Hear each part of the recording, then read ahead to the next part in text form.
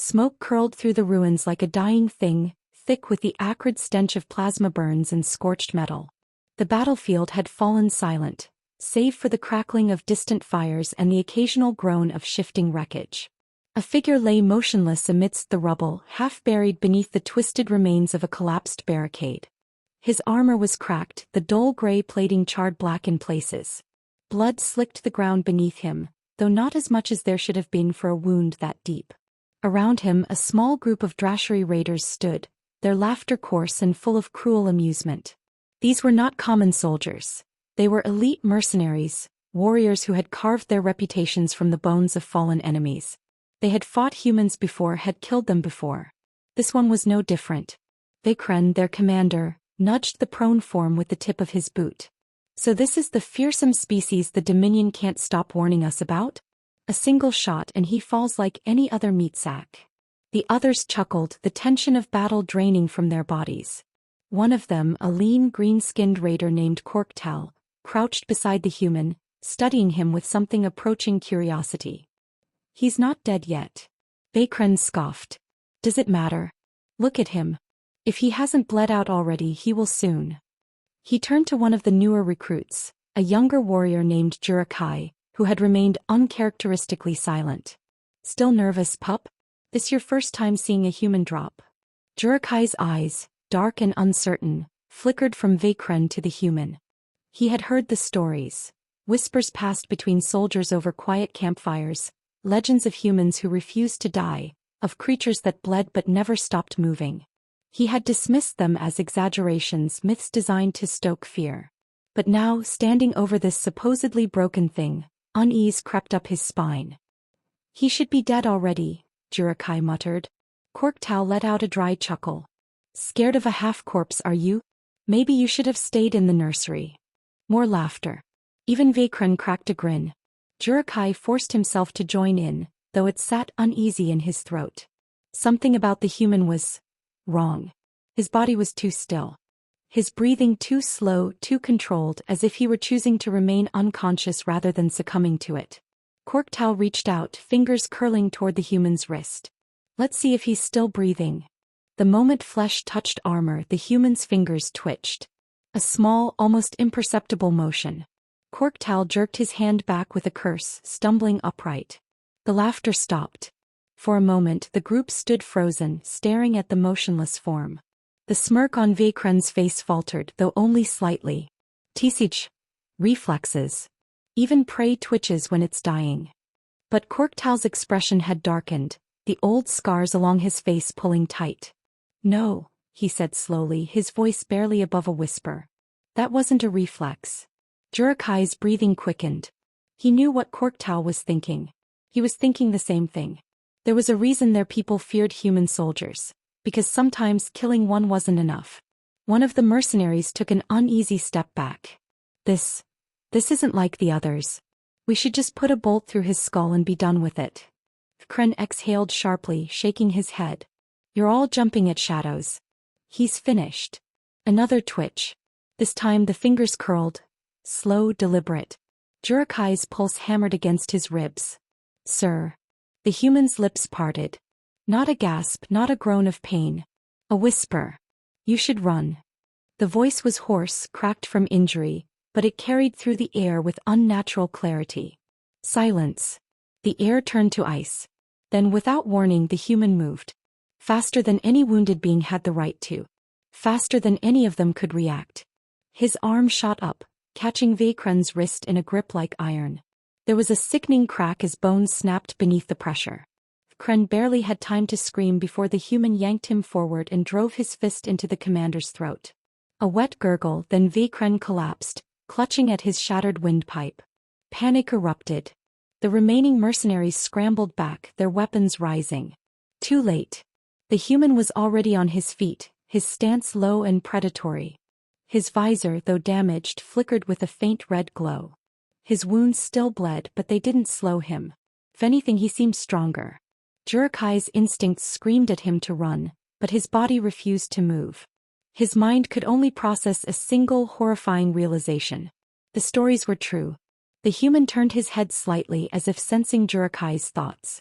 Then almost lazily he smiled. A predator's smile. Jurakai finally found his voice. Baba Yaga. The words slipped from his lips in a whisper, but the human heard them. The smile widened. Korktau grabbed Jurakai's arm, yanking him back. Move now. The human lunged. The last thing Jurakai saw before the world became chaos was the flash of a blade and the unmistakable glint of death in the human's eyes. Kren's body hit the ground with a wet thud, his breath coming in shallow, wheezing gasps. His hands clawed at his ruined throat, black eyes wide with disbelief. He had been laughing moments ago. Now he was choking on the blood pooling in his mouth. No one moved. Jurakai's heart pounded against his ribs. Every muscle in his body screamed for him to run, but terror held him still. The human stood between them and the only safe exit, shoulders squared, breath steady despite his injuries. His armor, though damaged, bore the weight of war without faltering. He was bleeding. He should have been weak. But instead he was a nightmare given form. Korktau reacted first, raising his plasma rifle with shaking hands. He fired. The human was already moving. A blur of motion, a sidestep at an impossible speed. Then he closed the distance. Korktau barely had time to register what was happening before the human's knife plunged deep into the soft tissue between his ribs. The alien let out a strangled grunt as the blade twisted, then was yanked free in a spray of dark blood. Korktau crumpled, his rifle slipping from his fingers. Jurakai stumbled back, bile rising in his throat. It was impossible. It was wrong. This wasn't how combat worked. A wounded man didn't move like that. A dying thing didn't fight harder. But humans weren't just anything. They were myths wrapped in flesh, and this one was something even worse. The others finally reacted, panic overriding disbelief. They opened fire, plasma bolts streaking through the air, turning the battlefield into a cacophony of heat and light. The human vanished into the wreckage. Jurakai's hands trembled as he clutched his rifle. His mind screamed at him to run, to abandon this mission and live. But Vakren was still wheezing on the ground. The others were shouting, barking orders, but there was no structure to it. Their confidence had shattered like brittle glass. A shadow moved. One of the mercenaries turned just in time to see the human emerge from the rubble, blood-stained and silent. The knife found his throat before he could react. A single clean slice. The alien collapsed without a sound. Jurakai felt his breath hitch. The human was toying with them. Another shot rang out, but the human ducked behind cover again, using the ruins like a second skin. He wasn't engaging them head-on anymore. He was hunting. Picking them apart. Jurakai spun, searching the darkness for movement. His pulse roared in his ears. This wasn't war. This wasn't battle. This was something older, something primal. One of the mercenaries screamed. Then another. The comms channel crackled to life. He's behind us. The transmission cut out in a burst of static. Jurakai swallowed the rising dread. He forced himself to take slow, measured breaths, but it did little to settle the ice coiling in his gut. They had come here as conquerors. Now they were prey. Another shadow flickered in the periphery of his vision. He turned, rifle raised, but there was nothing there. The human's voice drifted through the comms. Mused. Are you scared yet? Jurakai flinched. The others did too. He turned to one of the surviving mercenaries, he didn't even know his name, and found pure animal panic in his eyes. We can't fight this, the mercenary hissed, voice cracking. We need to run. Jurakai didn't disagree. But Vakren was still alive, still struggling for air. If they left him, they'd be branded as cowards. Another scream. Then silence. There were only 3 of them left now. A soft thud came from the wreckage to Jurakai's left. He swung his weapon around, fingers tightening on the trigger. His breaths came quick and shallow. Nothing. Then just barely, a whisper of movement. The last mercenary beside him turned, eyes darting wildly. Then they widened. The human struck.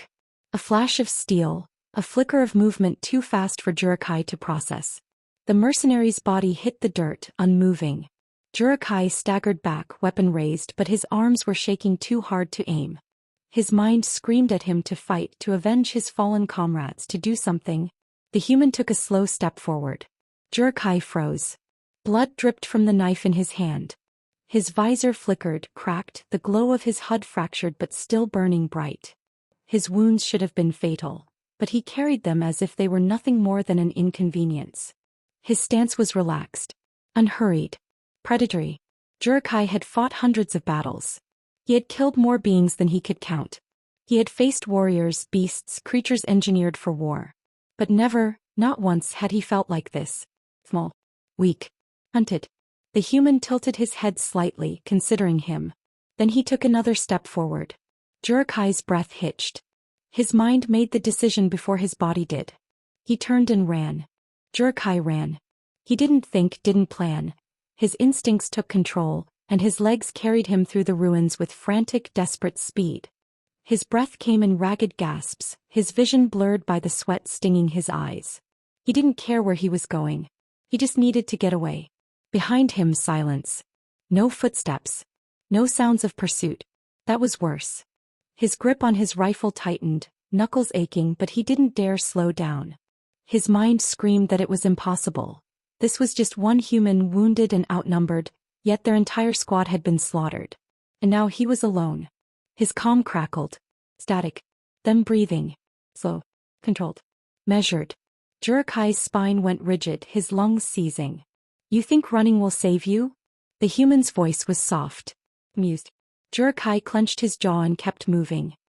He leapt over the twisted remains of a fallen transport, feet skidding against loose rubble, and darted into a narrow alley formed by two crumbling walls. If he could get to the extraction point, maybe, he could make it out of this alive. The calm crackled again. You left them behind, the human mused. Vikran was still breathing, wasn't he? Jurakai swallowed, forcing himself forward. The buildings around him loomed like the skeletal remains of a dead world, their shattered windows gaping voids. The air was thick with the acrid stench of burned metal, of charred flesh.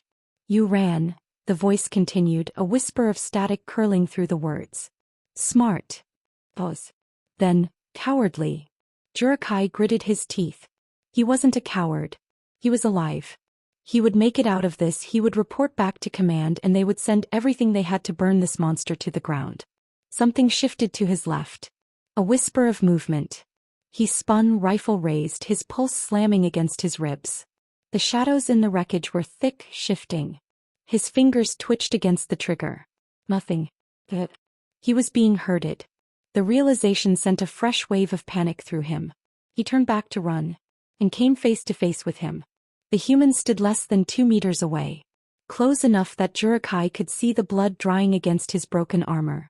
Close enough that he could see the sharp rise and fall of his chest, the faint flicker of light from his damaged visor. His knife was still wet. Jurakai's breath caught in his throat. He jerked his rifle up, but the human was faster. Pain exploded across his wrist as the knife slashed through flesh. His rifle clattered to the ground, his fingers refusing to obey him.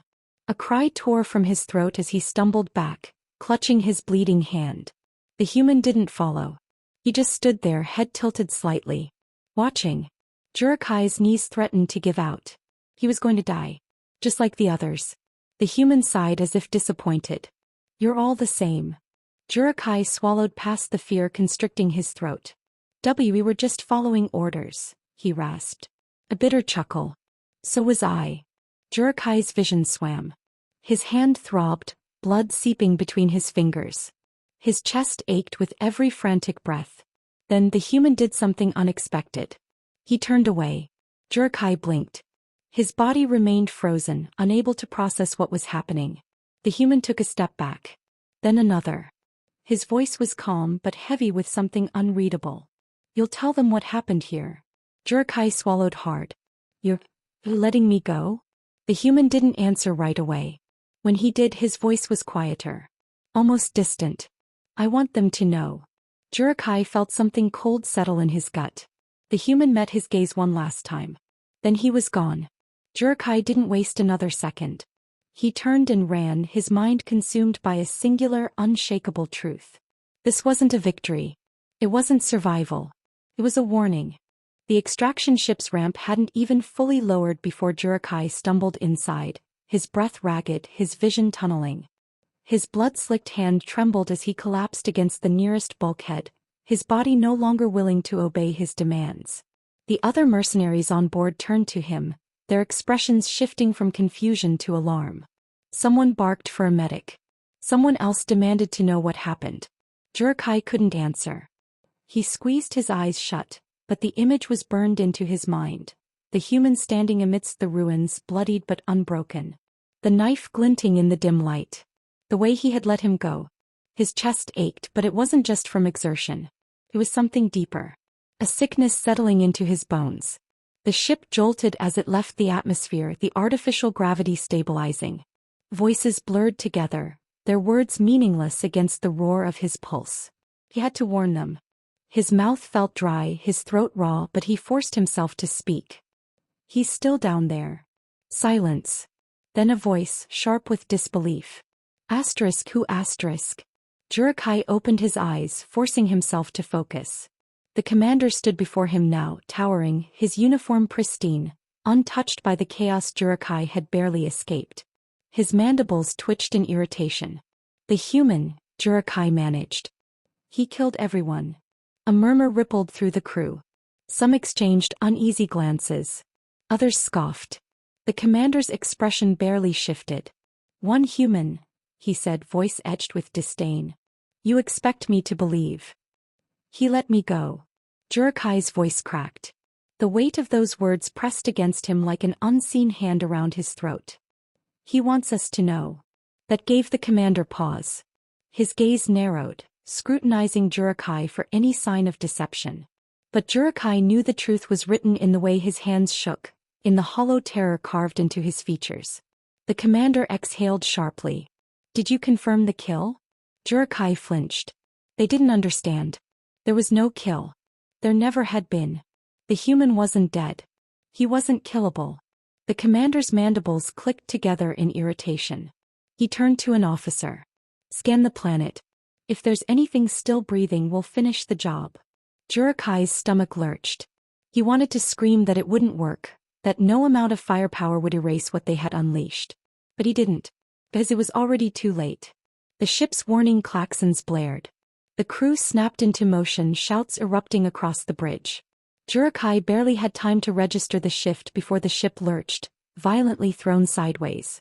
He was flung against the bulkhead, pain flaring through his ribs. Report, the commander barked. Something's got us. The words were cut off as the ship groaned, the sound of metal shearing filling the air. Jurakai's breath hitched. That wasn't possible. They were in orbit. There was nothing out here. And then the proximity alarms screamed. A shape loomed outside the viewport. It was small. Too small to be a warship. But it moved with purpose, precise and deliberate. The lights flickered. The ship shuddered. Jurakai's mind raced. It couldn't be. The comms crackled to life. A voice, calm, measured, familiar. You should have left me alone. The blood in Jurakai's veins turned to ice. The commander's eyes widened, his composure fracturing. No asterisk. A deafening explosion cut him off. The ship ripped apart.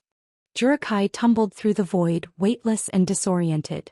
The explosion had torn through the ship in a matter of seconds, rupturing bulkheads and hurling bodies into the blackness of space. His breath came in short, panicked bursts, his suit's life support systems blaring warnings in his ears. Spinning uncontrollably, he caught glimpses of the wreckage. Twisted metal and burning debris scattered like dying stars, flickering against the abyss. Frozen bodies drifted, some still intact, others unrecognizable. The ship was gone, completely gone. His mind reeled. This wasn't an ambush. It wasn't an accident. This was him. Jurakai's fingers scrambled for the controls on his forearm, struggling to stabilize himself. His thrusters sputtered, firing in weak, uneven bursts. He was losing oxygen. His suit was damaged. But none of that mattered. Not yet. A shadow moved in the wreckage. Jurakai's breath hitched. At first he thought it was another drifting corpse. Just another casualty of a war they hadn't realized they'd lost. But then it moved against the chaos, cutting through the debris with deliberate, controlled momentum. It was the human. Jurakai's pulse thundered. How? No suit. No tether. Just a dark silhouette gliding through the void, untouched by the carnage around him. His armor was cracked, burned, but his movements were steady. Effortless. Jurikai's mouth went dry. It should have been impossible. Even with a high-grade combat suit, exposure to space without proper shielding meant certain death. Organ failure. His species could last minutes, humans even less. But he was still coming. Still alive. Jurikai fumbled for his weapon. His rifle had been lost in the blast, but he still had a sidearm strapped to his thigh. His numb fingers barely managed to unclip it, the sleek metal slipping in his grasp. The human noticed. Jurikai barely had time to react before something yanked him forward. A line, a grappling hook, latched onto his suit, jerking him violently through the wreckage. He barely registered the pain before he collided with the human, his vision flashing white from the impact. Then silence. They floated together, tethered by an unbreakable grip. The human's faceplate was cracked, revealing part of his expression. Calm. Almost bored. Jurikai's lungs burned. His oxygen was running out fast. His hands shook as he tried to raise his weapon. The human caught his wrist effortlessly. No, he said simply. Jurikai's mind screamed, his survival instincts clawing for control. He thrashed, trying to wrench himself free, but the human barely reacted. His grip was like iron. You don't get it, the human murmured. His voice was quiet, even in Jurikai's failing comms. You never did. Jurikai's vision blurred. His chest tightened. His suit's alarms were fading, distant echoes in a dying world. The human leaned in closer. I wasn't hunting you, he said. I wanted you to run. Jurikai's struggles weakened. The human's voice was the last thing he heard before darkness claimed him. You were just the message. Jurikai woke to the hum of a ship's engine, his body aching, his mind sluggish. For a moment he thought he was dead, that the void had claimed him, that he had drifted too far into the darkness. But then the pain settled in, dull and persistent, and the cold reality of survival pressed down on him. He was alive. His breathing came slow and shallow, the weight of his own limbs foreign, unsteady.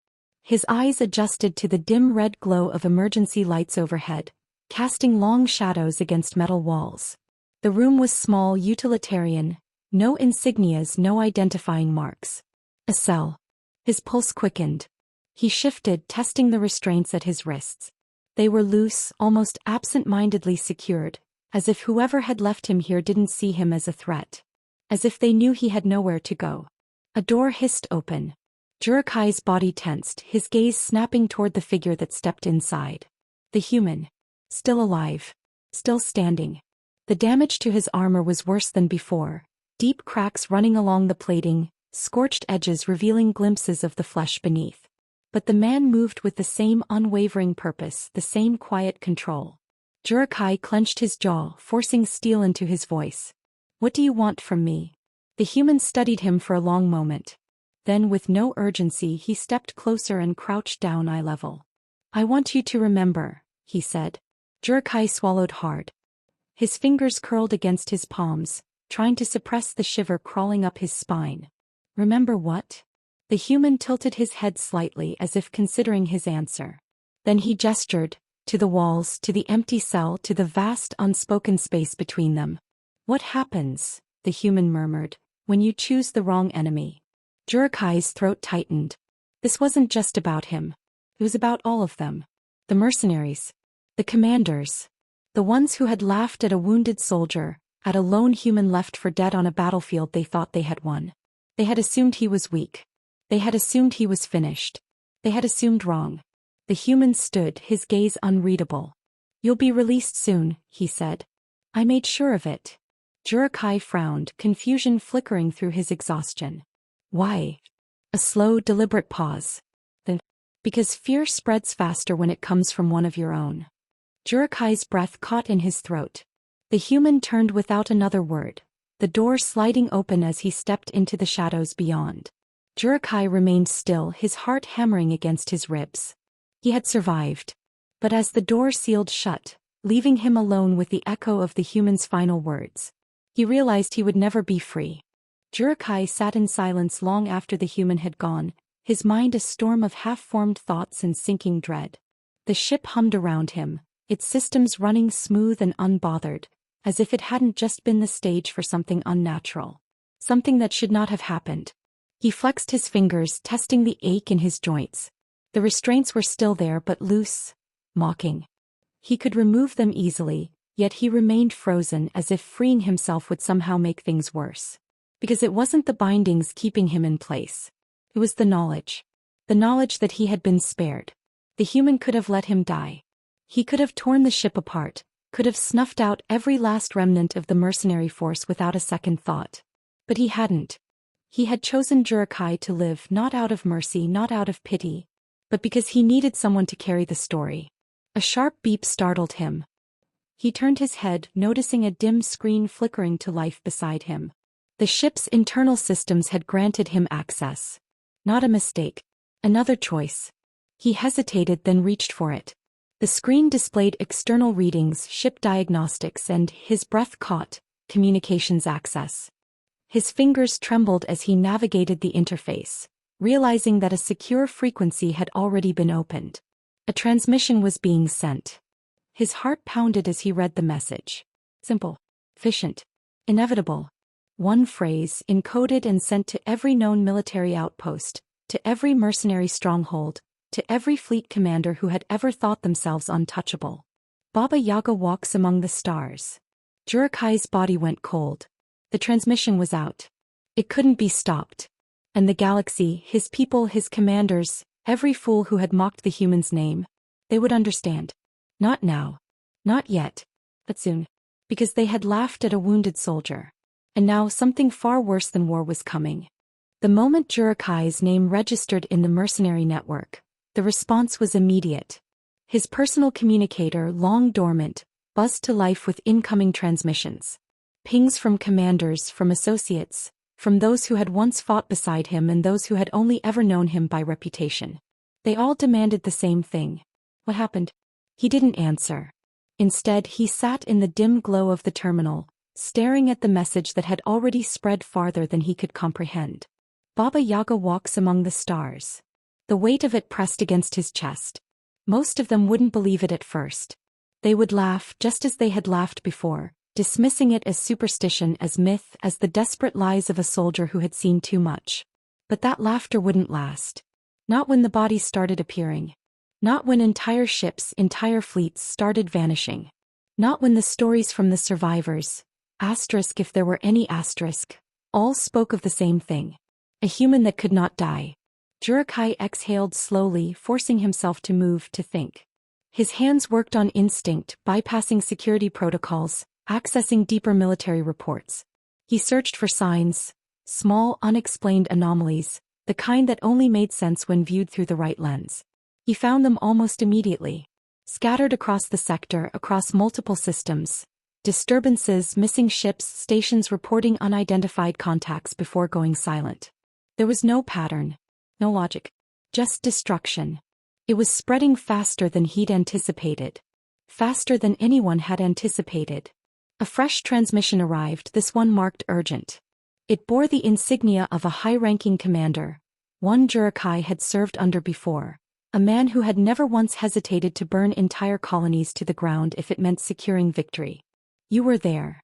That was the only message. No greeting, no demands. Just certainty. Jurakai hesitated, his fingers hovering over the controls. He could ignore it, pretend he had never received it. But it wouldn't matter. The truth was already out. So he typed a single reply. He let me live. A long pause. Then another response. Run. Jurakai's stomach twisted. He swallowed hard, his breath unsteady as he shut down the terminal. His fingers felt numb as he stood, as he moved toward the door, as the realization sank into his bones. It was too late for running. It had been too late from the moment they had laughed at him. The warship Iridium Claw drifted in the void, silent and waiting. It was one of the mercenary fleet's finest, thick-plated, bristling with weapons, its crew handpicked from the most ruthless in the sector. A fortress among the stars, a place where orders were absolute, where hesitation meant death. Jurakai sat in the observation chamber watching the darkness beyond the viewport. They had intercepted him before he could even attempt to flee, dragging him aboard without ceremony, locking him in this room until command decided his fate. They didn't trust him. He didn't blame them. The door hissed open. A figure stepped inside, tall and broad, his presence heavy with authority.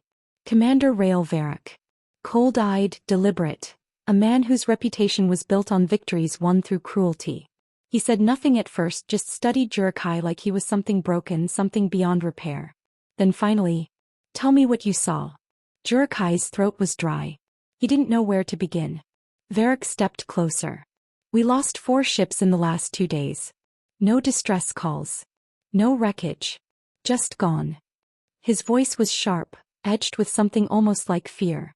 "I need to know what we're dealing with." Jurkai exhaled slowly.